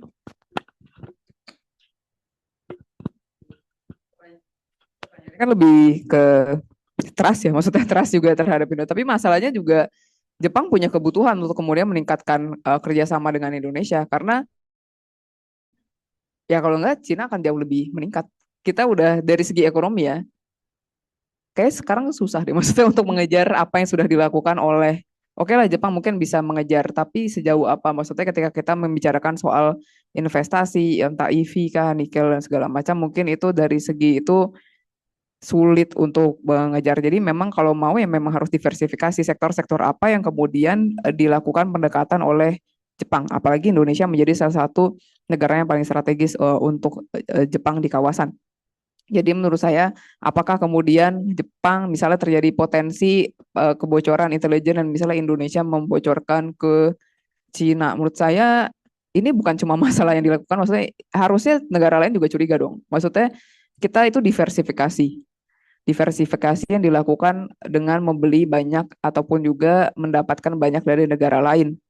Jadi harusnya concern tersebut juga muncul dari negara lain.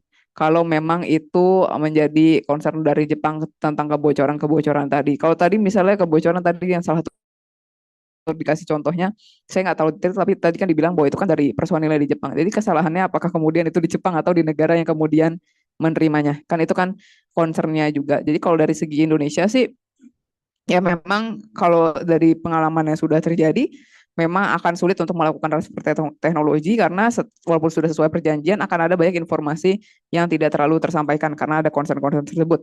Jadi sejauh apa ketika kita membicarakan transfer teknologi ataupun misalnya soal maintenance, apakah kemudian Indonesia nanti misalnya kita mendapatkan satu kapal destroyer, apakah dari kapal destroyer itu kemudian maintenance seperti apa yang akan diberikan, pelatihan seperti apa yang akan diberikan, apakah itu akan secara full dilakukan atau ternyata kita harus melakukan joint maintenance gitu kan. Itu yang masih belum terlihat juga. Tapi kalau soal trust, menurut saya itu selalu resiko apapun yang dilakukan ketika melakukan hubungan ataupun kerjasama sih, selalu itu akan ada. Bukan berarti kebocoran akan selalu terjadi di Indonesia. Kebocoran mungkin juga terjadi di pihak yang memberikan juga ya. Jadi ini sesuatu yang ya skenario aja. Maksudnya kan tadi juga dibilang skenario ya apa yang akan terjadi menurut saya. Apapun terjadi, apakah tadi misalnya apakah Indonesia akan dihapuskan dari list 17 negara? Ya kalau terjadi ya mungkin, tapi kan harus dilihat siapa yang membuat kesalahan. Dan tapi apakah kemudian Jepang kemudian melihat bahwa dengan menghapuskan Indonesia, apakah itu akan strategis bagi Jepang? Karena itu akan kehilangan lumayan banyak ya bagi Jepang menurut saya ketika kemudian ada salah satu secara strategis ini hilang satu negara di kawasan yang harusnya menjadi resipien. Oke, kita bukan aliansi dari Amerika Serikat on the paper gitu kan. Tapi Indonesia juga seperti dengan negara-negara lainnya kita tergantung dengan kebijakan presidennya juga. Maksudnya Indonesia di zaman Pak Jokowi memang lebih cenderung ke Tiongkok. Di awal kunjungan pertama presiden itu ada Prabowo itu ke Tiongkok. Jepang itu lumayan lama baru dikunjungi kan. Dan menariknya lagi menurut saya sampai saat ini belum ada kunjungan balik dari Perdana Menteri. Dari Perdana Menteri Jepang ke sini. Ini saya udah nanyain juga ke orang kedutaan. Kira-kira kapan ya? Maksudnya oke lah Pak Koizumi datang ke sini. Tapi kayaknya kita butuh karena mereka suka sering bilang kita tuh butuhnya visibility gitu loh. Maksudnya dengan mereka ngirim kapal destroyer ataupun segala macam gitu kan. Kamu ngomongin visibility, tapi apakah kemudian secara visibility diplomatis itu juga sudah muncul? Saya sih menunggu Perdana Menteri datang ke sini sih. Kalau memang visibilitas itu mau dimunculkan, karena kan sebenarnya banyak cerita juga ya kemarin dengan kunjungan Pak Prabowo ke sana itu. Tapi ada pertanyaan juga dengan Pak Prabowo ke sana tuh, apakah menurut dari kedutaan Jepang bilang nanya ke saya, menurut kamu gimana gitu?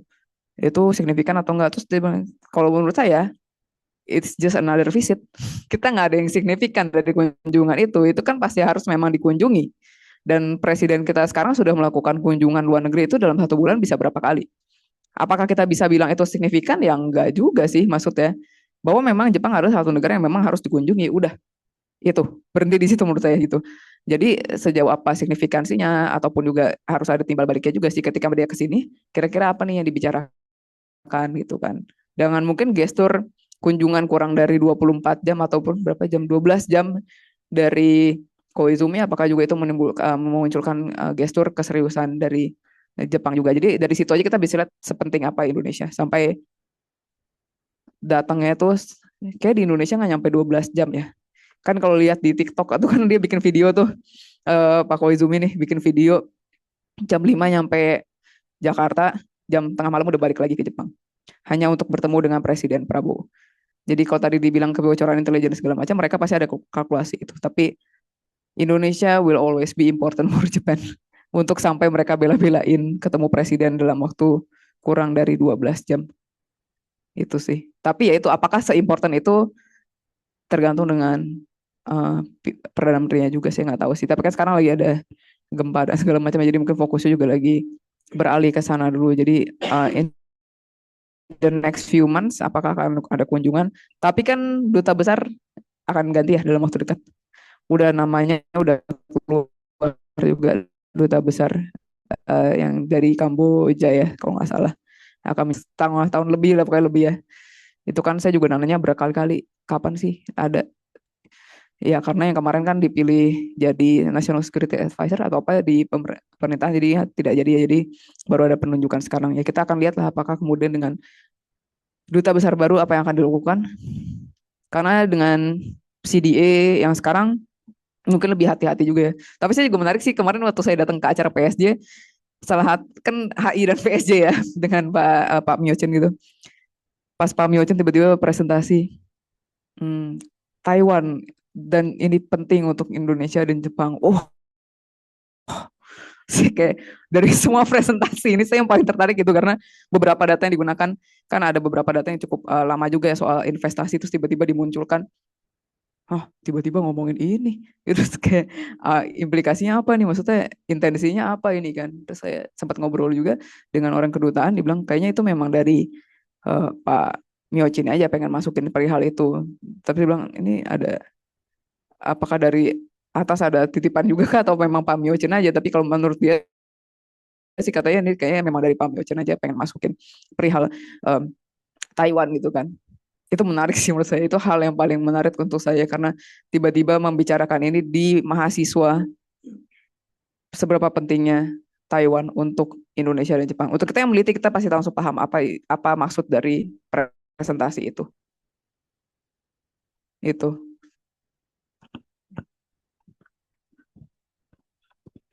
Sebelum ditutup, apakah masih ada yang ingin bertanya? Terima kasih Mbak, maaf saya terlambat. Saya ingin bertanya tentang bukunya, tapi saya belum baca bukunya nih. Jadi saya baca summary-nya aja.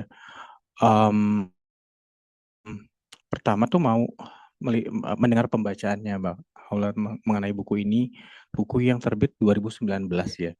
Jadi dari pembacanya Mbak Aula tuh ini buku yang muncul dalam situasi apa, dia tuh mau mengomentari apa sebenarnya itu satu, sama kalau saya hanya melandaskan pemahaman dari summary aja sih.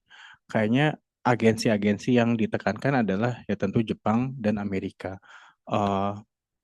Apakah memang seperti itu atau sebenarnya saya penasaran aja sih apakah ada pembahasan ekstensif tentang posisi Asia Tenggara gitu misalnya dalam bukunya, atau memang ini tuh sebuah karya akademik yang membahas dengan fokus kepada kepada aliansi Jepang Amerika atau Amerika Jepang itu.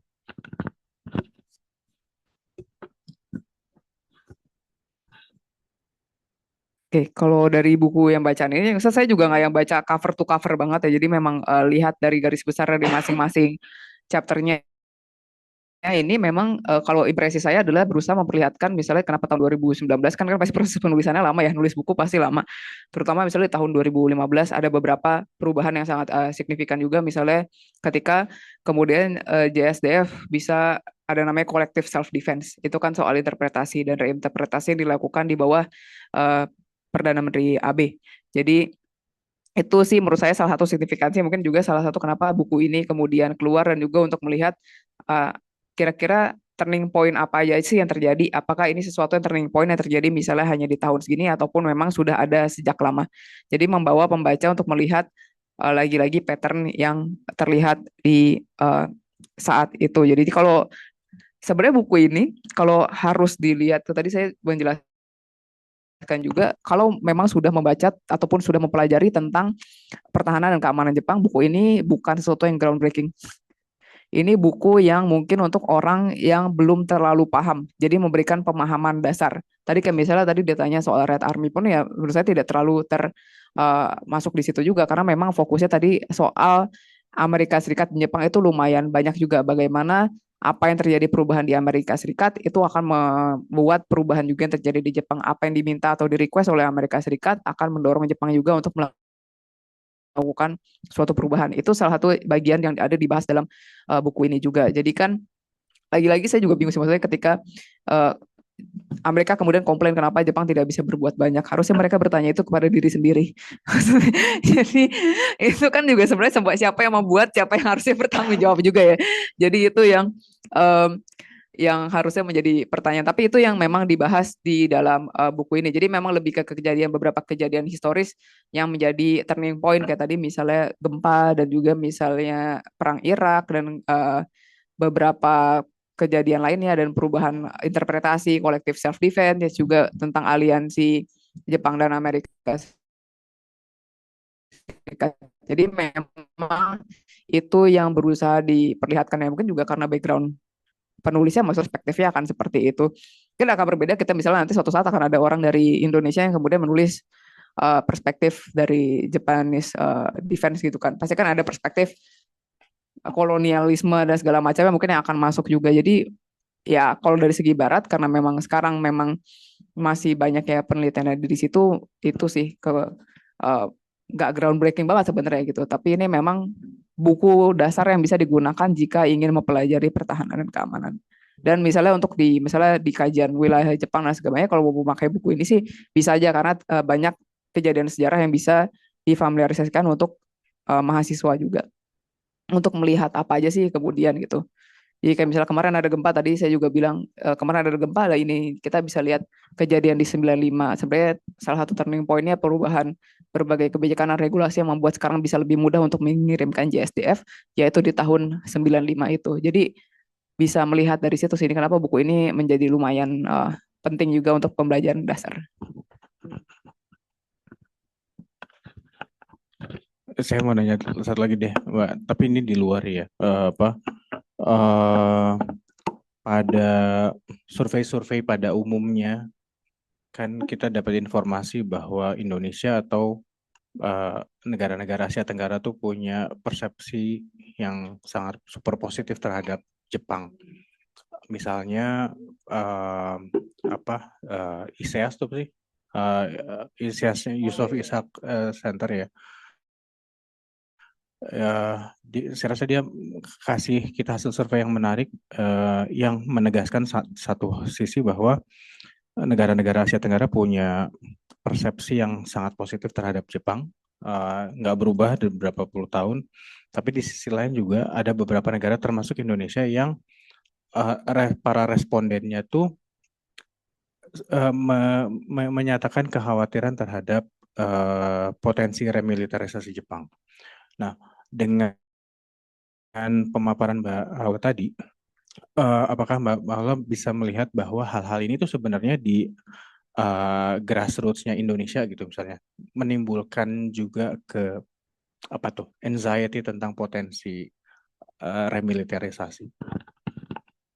Kalau dari sampai ke grassroots ya, saya nggak yakin grassroots bisa sepaham itu tentang potensi remilitarisasi ya.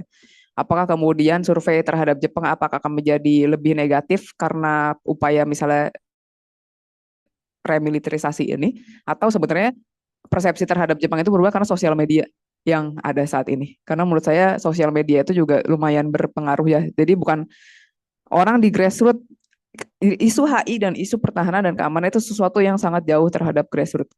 Karena biasanya itu sesuatu yang sangat elitis. Sesuatu yang hanya bisa dipahami oleh elit. Tapi misalnya, kalau tadi ngomongin soal survei, saya kalau secara apa misalnya tetap ada survei yang memperlihatkan bahwa kemudian orang Indonesia itu ada ketakutan terhadap remilitarisasi. Kembali lagi terhadap faktor historis. Faktor historis itu tidak akan pernah bisa hilang ke kita, baik tentang impresi kita terhadap Jepang. Kita yang akan selalu ingat adalah berapa lama Jepang kemudian menjajah Indonesia, dan itu yang selalu kita pelajari di sekolah. Saya maksudnya itu pelajaran yang selalu kita dapatkan di sekolah adalah Belanda seberapa tahun, kemudian Jepang berapa tahun. Kalau sekarang saya nggak tahu juga pelajaran sejarah sekarang itu seperti apa, tapi kan dulu kita pasti akan sangat ingat nama-nama unit yang kemudian peta dan segala macam itu kan pasti akan sangat ada. Jadi menurut saya kalau dari segi grassroots mungkin kekhawatiran itu muncul karena pendidikan sejarah kita seperti itu.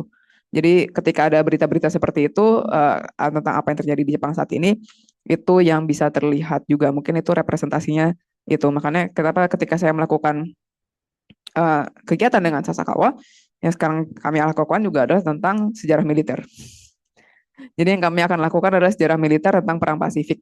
Jadi sebenarnya kalau dari kami sih saya mau melihatnya lebih ke pola pertempuran, bagaimana mengirimkannya, tapi saya nggak tahu maksudnya ekspektasi dari Jepang misalnya dari Sasakawa pun itu sebenarnya apa, apakah ingin mengedukasi grassroots kah atau segala macam, terus apa maksudnya, kan temuan kita pasti akan berbeda juga dari Jepang dan dari Indonesia, karena kita akan berusaha mencari dari Indonesia tuh sumbernya seperti apa sih, itu yang berusaha dilakukan juga. Tapi kalau tadi saya bilang kalau misalnya saya nggak tahu ke depannya akan ada survei terhadap Jepang atau segala macamnya. Informasi yang didapat di sosial media itu lumayan banyak sih, apalagi bagaimana dengan perubahan kebijakan terhadap orang asing yang ada di Jepang saat ini. Menurut saya itu yang bisa menjadi perhatian sangat besar. Apalagi banyak muncul hoax dan berita yang segala macam yang pemakaman Muslim lah, yang ada, padahal itu juga dari oposisi kan yang kemudian menolak pemakaman Muslim, dan juga misalnya perlakuan terhadap ya toko Tegino dan segala macam ya, mungkin itu yang bisa, dan sebagaimana hidup misalnya sekarang sebagai orang asing di Jepang semakin sulit dari bagian PR-nya kah apa untuk permanent residence, untuk education-nya, dan juga untuk bahkan untuk renewal ataupun cost-nya, misalnya kita punya Zaryu Card itu kan jadi jauh lebih mahal. Itu kan sebenarnya hal-hal yang mungkin sentimen, apalagi sekarang orang Indonesia tuh mau ke Jepang untuk mencari pendapatan yang lebih baik. Program magang itu kayak sekarang sangat populer nih. Dulu demografinya mungkin itu hanya untuk SMA, yang kemudian mereka mau pergi ke Jepang untuk bekerja, kan itu hard labor ya, maksudnya bekerja untuk menjadi perawat dan kerja untuk menjadi di pabrik ataupun di pertanian, itu kerjaan yang sangat berat. Sekarang tuh demografinya saking susahnya cari kerja di Indonesia itu S1. Sampai teman saya yang bekerja untuk yang agen ya, untuk yang mengirimkan itu, terus kayak ini tuh sekarang demografinya udah S1 karena saking susahnya cari kerja, dan mereka menganggap bahwa ketika bekerja di Jepang itu jauh lebih baik. Padahal kan secara working hour, secara jam kerja, secara segala macamnya itu sulit ya sebenarnya. Saya tahu bahwa karena di Zemi saya dulu itu ada yang memang meneliti tentang TTP, tentang pemagang, dan memang banyak yang kemudian mereka survive-nya itu sulit.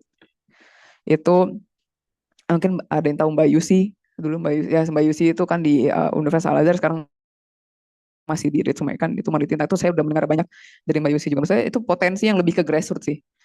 Karena sekarang di sosial media banyak yang kemudian bilang, oh ya kita hidup ke Jepang aja, penghasilan banyak, hidup di Jepang lebih enak nih, kerja seperti ini. Ketika mereka di sana kan tidak semuanya akan semuanya sama mendapat treatment yang bagus gitu. Mungkin itu yang secara grassroots perubahannya akan lebih besar. Karena kalau ngomongin pertahanan dan keamanan dan kebijakan luar negeri, itu sesuatu yang sangat jauh dengan grassroots. Karena itu sangat elitis. Sementara ya, kalau hal-hal yang seperti tadi kan lebih ke cita-cita mereka untuk hidup di Jepang ataupun dapat gaji dan bisa mengirimkan kembali ke Indonesia. Itu yang akan lebih banyak mengubah persepsinya sih mungkin. Apalagi lebih strict ya kepada foreigner, itu kan yang mahal loh, maksudnya apalagi kalau bawa keluarga ya, untuk perbarui Zaryu Card tiba-tiba jadi berapa puluh ribu yen, itu kemudian dia bawa keluarga banyak, itu bisa berapa ratus ribu gitu kan untuk satu keluarga aja gitu. Dulu cuma 6.000, katanya sekarang 30.000 atau berapa ya, saya lupa. Bayangkan satu keluarga misalnya berempat, itu udah berapa, pengeluarannya udah banyak, dan proses untuk menjadi permanent resident dipersulit. Saya nggak tahu poin-poinnya, kan kata ada poin-poinnya juga ya. Misalnya kalau FPSD akan lebih mudah mendapatkan permanent resident, tapi kalau misalnya yang lain gimana? Sekarang kan ada kemarin isunya minimal income-nya tuh harus berapa, di mana rata-rata pendapatan yang didapatkan oleh orang asing di Jepang itu tidak tinggi. Jadi kesulitan terbesar adalah mencapai requirement untuk rata pendapatan itu sendiri. Itu sih mungkin yang kenapa pemerintahan saat ini bagi orang asing tuh menjadi perhatian yang sangat besar, karena lumayan banyak ya, mungkin normal ya, karena itu kan harganya udah tetap sama ya dari dulu. Visa masuk, kita nggak butuh visa ya, karena kita kalau punya e-paspor kan gratis. Kan visa akan dinaikkan juga, bisa harganya sama dengan negara-negara G7, dengan argumennya bahwa pertama mungkin juga ada over tourism, bukan argumen, karena inflasi harganya itu mereka tidak berubah sejak berapa puluh tahun. Sementara mereka berusaha menyesuaikan sekarang sama dengan negara-negara G7. Ya mungkin itu juga bisa mengatasi over tourism ya. Saya dulu tinggal di Kyoto, wah luar biasa over tourism ya. Saya orang asing aja, saya sampai kesel orang asing gitu kan.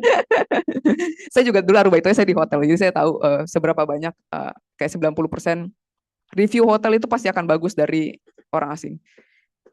Reviewnya akan jelek dari orang Jepang karena mereka nggak nyaman dengan kebanyakan orang asing yang kelakuannya, kalau kan hostel ya, jadi lebih kayak grup itu ya, kayak semaunya aja gitu. Jadi hal-hal grassroots tentang orang asing itu yang mungkin akan lebih terasa sih.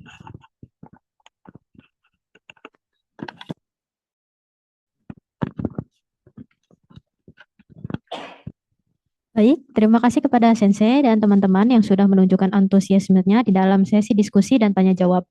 Tibalah kita di penghujung acara hari ini.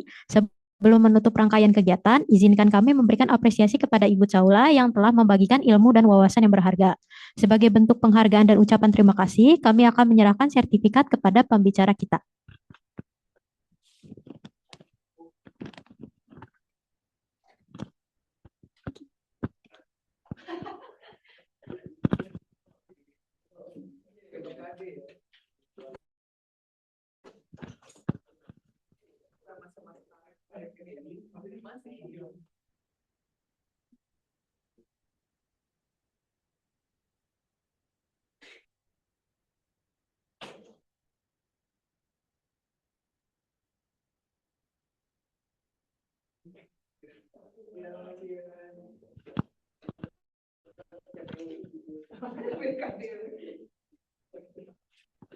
Baik, dengan demikian telah sampailah kita pada penghujung acara e-Bookie Reading Club edisi Juli 2026.